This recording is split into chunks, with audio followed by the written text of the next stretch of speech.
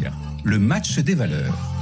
Match des valeurs qui oppose Mathieu Serron de Galileo Trading à Michael Landreau, trader pour compte propre. Alors Mathieu, on va commencer avec vous. Vous allez nous parler de Nexans, alors valeur au cœur de l'actualité, parce que quand on fait de l'IA, quand on monte des data centers, il faut de l'énergie et il faut du cuivre.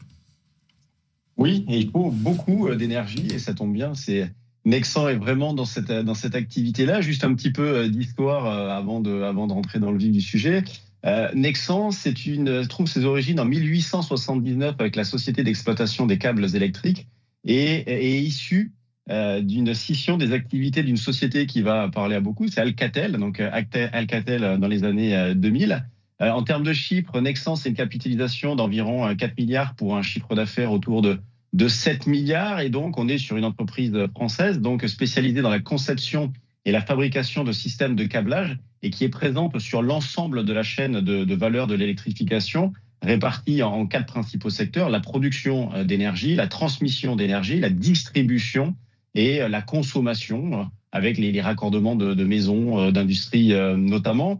On est sur un secteur qui est très porteur. Pour vous donner une idée, le carnet de commandes cumulé des 3 leaders, donc l'italien Prismagnan, le danois NKT et puis Nexans, donc le carnet de commandes, il est passé de 5 milliards d'euros en 2019 à 35 milliards d'euros actuellement.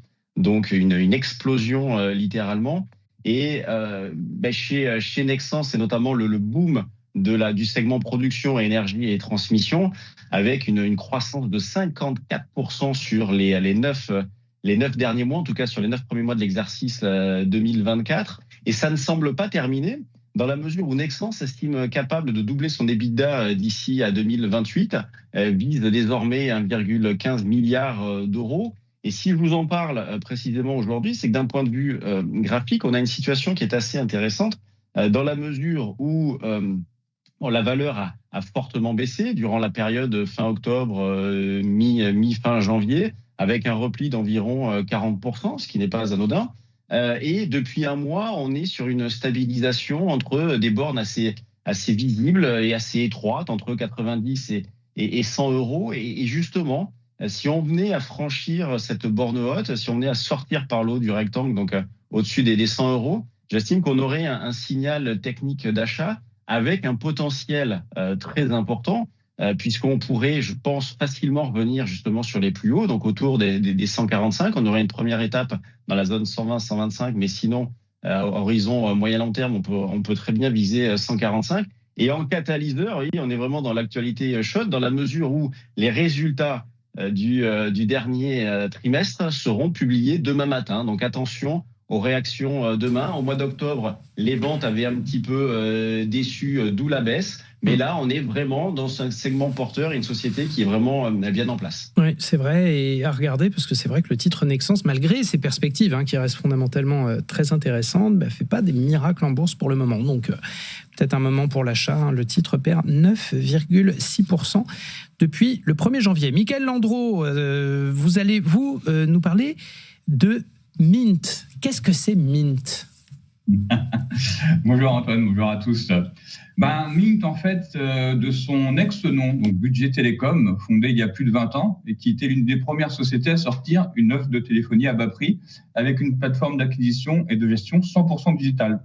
En fait, la société a ensuite évolué en 2017 pour proposer une offre de fourniture d'électricité verte et de gaz sous le nom de Mint Energy, et la partie mobile est devenue Mint Mobile, tout en étant coté dorénavant sous le nom de Mint à partir de 2019.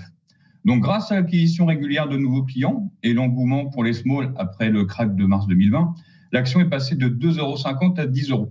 Mais elle a subi de plein fouet la crise énergétique de 2002, ramenant les cours à 1,80 €. Malgré tout, Mint résiste car de nombreux fournisseurs d'électricité ont disparu ou ont stoppé tout simplement cette activité. En fait, en témoignent les derniers résultats, Antoine, de l'année 2023. Le chiffre d'affaires annuel de Mint était ressorti à 86,9 millions contre 157 millions l'année précédente, soit une baisse quand même de 45%. Mais elle a d'autre part quand même procédé à des activités d'achat-revente d'électricité lui permettant de générer un EBITDA positif. Le résultat net de l'exercice était en hausse à 16 millions contre 4 millions au 31 décembre 2022. Le schéma se répète sur le premier semestre 2024, baisse du chiffre d'affaires, 55 millions contre 34 millions, avec un résultat net de 1,9 contre 15 millions, Mais si on exclut les activités d'achat-revente, le chiffre d'affaires progresse de 38%. Donc, avec la fin de l'Arenh prévue en 2025, donc je rappelle que l'Arenh, ou accès régulé à l'électricité nucléaire, permet à tous les fournisseurs alternatifs de s'approvisionner en électricité auprès d'EDF, dans des conditions fixées par les pouvoirs publics.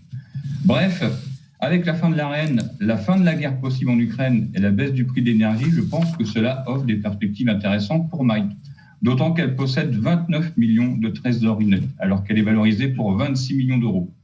Je pense que c'est d'ailleurs ce que le marché valorise, parce que depuis janvier, on a constaté une hausse des volumes et une cassure des plus hauts annuels de 2023. Donc, réponse donc avec les prochains résultats qui sont prévus en avril.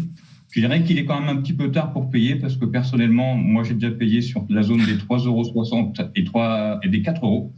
J'ai repayé également le retour le 3 février et j'ai également repayé le retour hier. Donc, j'ai déjà pris pas mal de take profit. Donc, bref, comme vous l'avez compris, je paye uniquement les retours. Par contre, faites très, très, très attention à la liquidité du titre qui est très faible.